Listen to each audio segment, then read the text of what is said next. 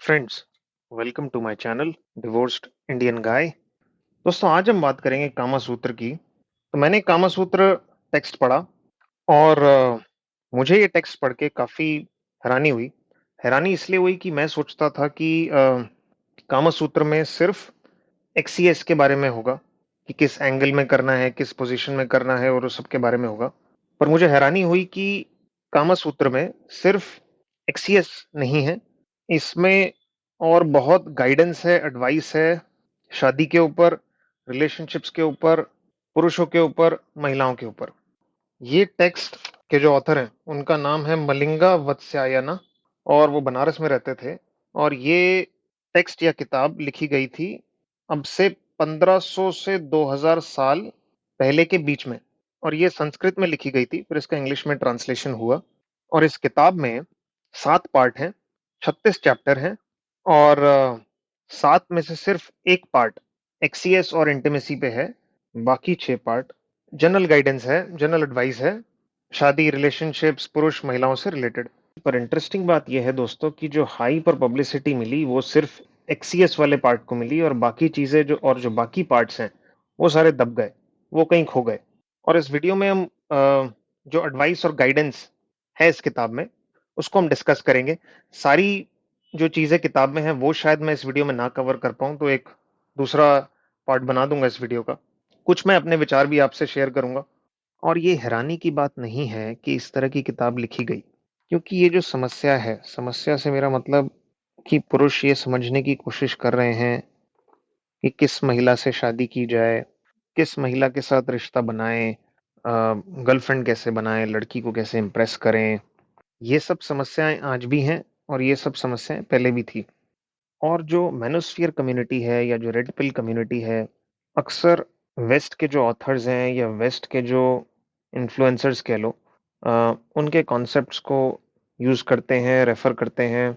मैं भी करता हूँ, मैं भी उनके कॉन्सेप्ट्स यूज़ करता हूँ।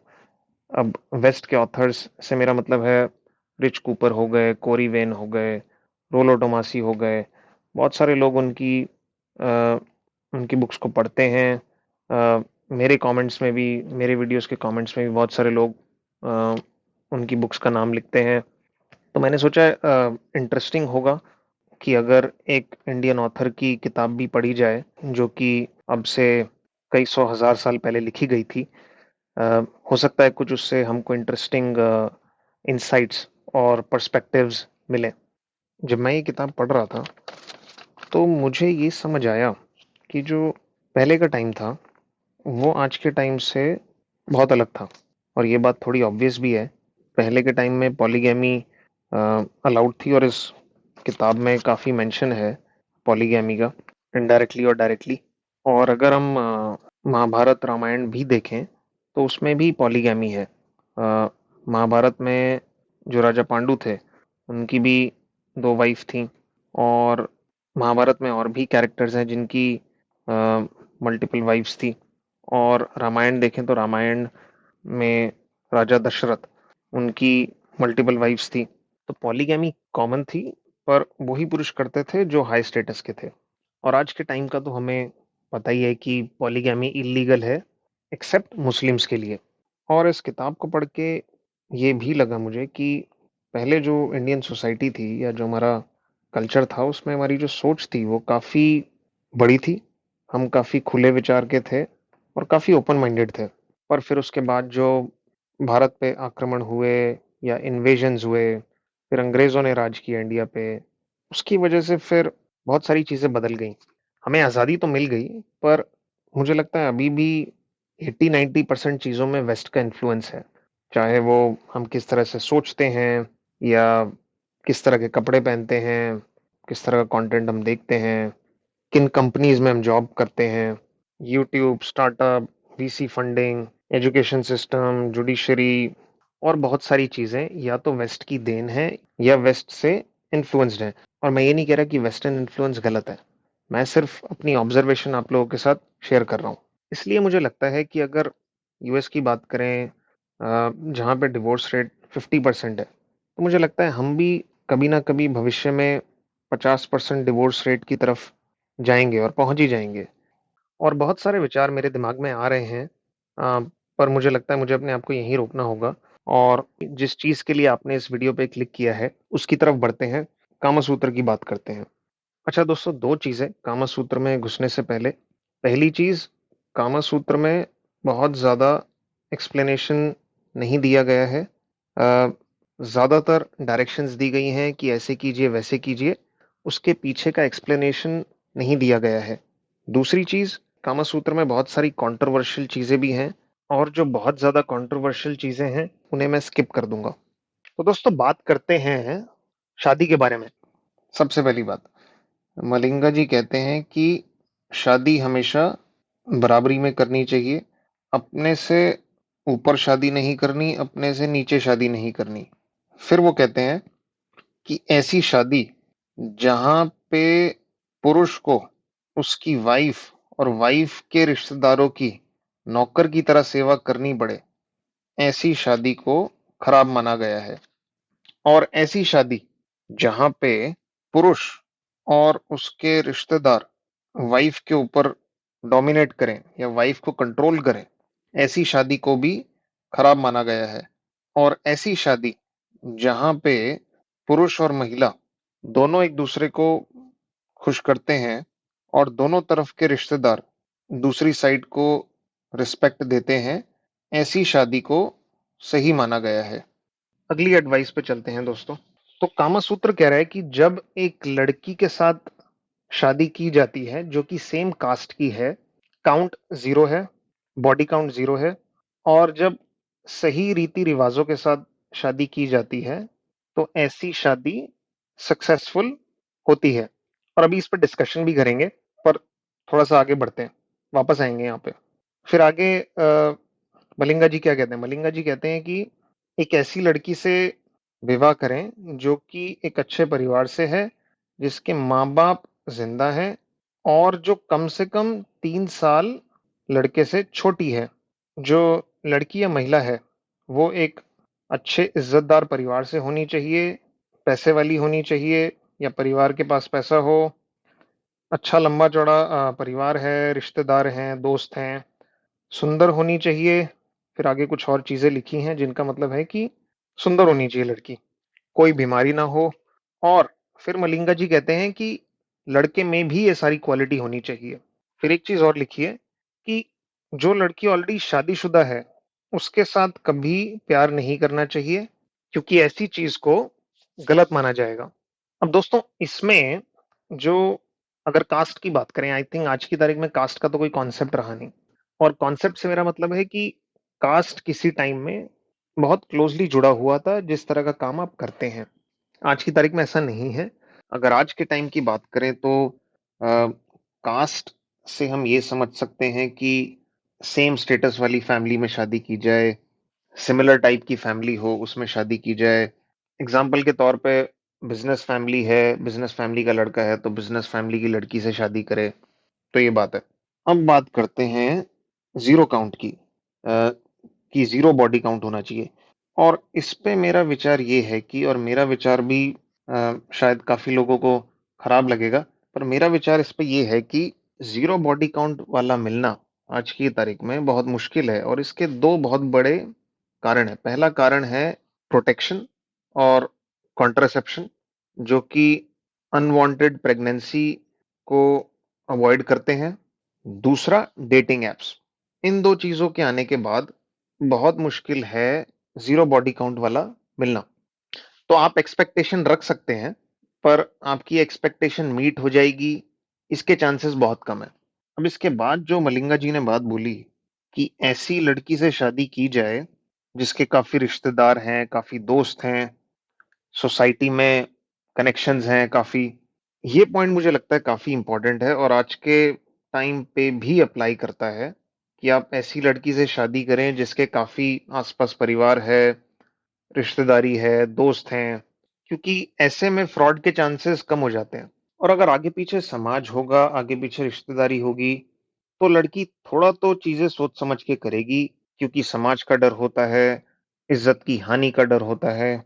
अगली बात मलिंगा जी की है कि एक लड़की जो बहुत डिमांड में है वो उसी लड़के से शादी करे या उसी पुरुष से शादी करे जिसको वो पसंद करती है, और उसे लगता है कि वो लड़का उसकी बात मानेगा और उसको प्लेजर दे सकता है। और फिर मलिंगा जी कहते हैं, पर अगर पैसे के लालच में उस लड़की के माँ-बाप उस लड़की की एक पैसे वाले लड़के से शादी कर देते हैं और उस पुरुष के कैरेक्टर और उस पुरुष के लुक्स को नहीं देखते हैं, नज़रअंदाज करते हैं, या उस पुरुष की बहुत सारी बीवियां हैं ऑलरेडी, तो वो लड़की उस पुरुष से कभी अटैच नहीं हो पाती, ऐसी शादी सफल नहीं होती। अगली बात जो मलिंगा जी कह रहे हैं, एक ऐसा पुरुष जो मंदबुद्धि का है या जो अपनी समाज में इज्जत खो चुका है और बहुत ट्रैवल करता है, वो शादी के लायक नहीं है। और इस बात से एग्री करता हूँ मैं, कि मंदबुद्धि इंसान को शादी नहीं करनी चाहिए। मंदबुद्धि क्या, आज की तारीख में तो बुद्धि वाले इंसान के लिए शादी चलाना मुश्किल है। और ट्रैवल वाली बात भी सही है कि अगर एक पुरुष जो ट्रैवल करता है बहुत, तो उसकी वाइफ तो उसके साथ रहेगी नहीं, या कोई पुरुष ट्रांसफरेबल जॉब में है, तो उसकी वाइफ तो उसके साथ रहेगी नहीं, तो ऐसी शादी का फिर फायदा ही क्या है। अगली एडवाइस मलिंगा जी की, ऐसा पुरुष जो कि खेल-कूद स्पोर्ट्स बहुत करता है या गैम्बलिंग बहुत करता है और अपनी वाइफ के पास तभी आता है जब उसका मन करता है, ऐसे पुरुष को शादी नहीं करनी चाहिए। अगली एडवाइस महिलाओं के लिए ये है कि एक हस्बैंड जो कि लड़की की बात मानता है और अपने आप को अच्छी तरह से जानता है, पहचानता है, अपने ऊपर उसका कंट्रोल है, पर गरीब है और अच्छा नहीं दिखता, बेहतर है एक ऐसे पुरुष से जिसके पास बहुत सारी महिलाएं हैं और वो डिमांड में है लड़का, और गुड लुकिंग है, अट्रैक्टिव है। अगली बात मलिंगा जी कहते हैं कि अमीर पुरुषों की, जिनकी बहुत सारी बीवियां हैं, और इसको अगर आज के टाइम में ट्रांसलेट करें, तो जो जितने अमीर पुरुष हैं, जितने जितने तो नहीं बोल सकते, पर काफी सारे जो अमीर पुरुष हैं, उनकी भले ही वाइफ एक हो, पर क्योंकि उनका स्टेटस हाई होता है, तो अक्सर बहुत सारे ऐसे पुरुषों की गर्लफ्रेंड्स होती हैं शादी के बाहर। तो इस एडवाइस को उस कॉन्टेक्स्ट में देखते हैं। तो मलिंगा जी कह रहे हैं कि अमीर पुरुष की जो बीवियां होती हैं, वो जनरली अपने पति से अटैच्ड नहीं होती हैं, और हालांकि उनके पास सारी सुख सुविधाएं हैं, पूरा पैसा है, पर फिर भी चांसेस हैं कि वो दूसरे पुरुष के पास जा सकती हैं अपने आप को खुश करने के लिए, मतलब एक्स्ट्रा मैरिटल अफेयर कर सकती हैं। अगली बात जो मलिंगा जी कह रहे हैं कि किस तरह के पुरुष जनरली महिलाओं के साथ सक्सेसफुल होते हैं। पुरुष जिनको प्यार का ज्ञान है, पुरुष जिनको कहानियां सुनानी आती है, पुरुष जो कि लड़कियों के आसपास रहे हैं बचपन से, पुरुष जिनमें कॉन्फिडेंस है, पुरुष जो महिलाओं को गिफ्ट्स देते हैं, पुरुष जो अच्छी बात करते हैं, बात करनी आती है लड़कियों से, जो पहले किसी महिला के प्यार में नहीं पड़ा है, पुरुष जिनको अपने वीक पॉइंट्स पता हैं, जिनको कि अच्छी महिलाएं पसंद करती हैं, जिनकी फीमेल फ्रेंड्स हैं या जिनकी महिलाएं दोस्त हैं, पुरुष जो अच्छे दिखते हैं, जो लड़कियों के साथ बड़े हुए हैं, पुरुष जिनकी अभी रिसेंटली शादी हुई है, पुरुष जो खुले विचार के हैं, पुरुष जो बहुत ही स्ट्रांग हैं, एंटरप्राइजिंग हैं और ब्रेव हैं, ऐसे पुरुष जो कि दूसरी महिलाओं के हस्बैंड से बेहतर हैं, नॉलेज के एंगल से, लुक्स के एंगल से और क्वालिटीज के एंगल से, और ज्यादा खुले दिमाग के हैं। पुरुष जो कि अच्छे कपड़े पहनते हैं और अच्छे तरीके से रहते हैं। दोस्तों, इन पॉइंट्स में काफी सच्चाई है, काफी सारी चीजें जो इन पॉइंट्स में लिखी है मैं उनसे एग्री करता हूँ, और ये सारी चीजें आज भी, आज के टाइम में भी वैलिड है। पुरुष जो स्ट्रांग है, मैस्कुलिन है, महिलाओं के साथ एक्सपीरियंस है, कॉन्फिडेंस है, बात करना जानते हैं, अच्छे कपड़े पहनते हैं, अच्छे से ड्रेसअप होते हैं, इन सारे पुरुष को महिलाओं के साथ सक्सेस मिलती है। अगली एडवाइस पे चलते हैं।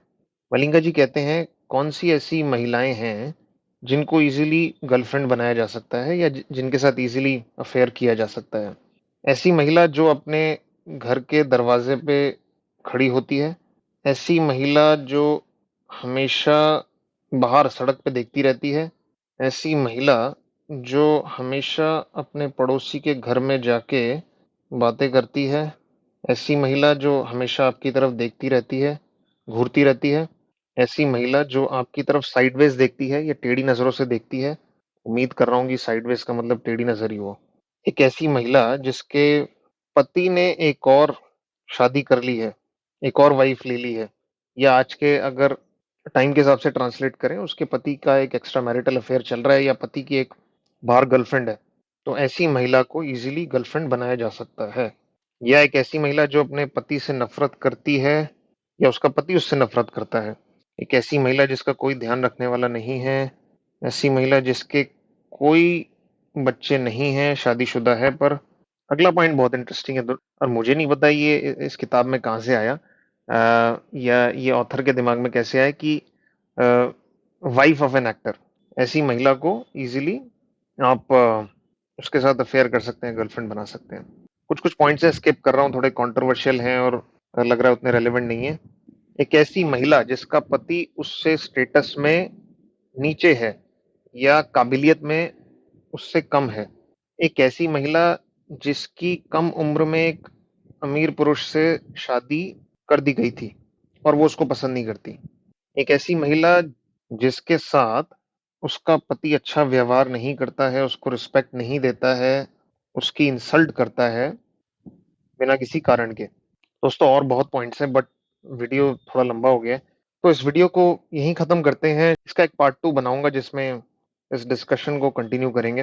दोस्तों अगर जो बातें मैंने इस वीडियो में डिस्कस की हैं, अगर आपको सही लगी हों, तो प्लीज़ इस वीडियो को ज़रूर लाइक कीजिएगा। Thank you.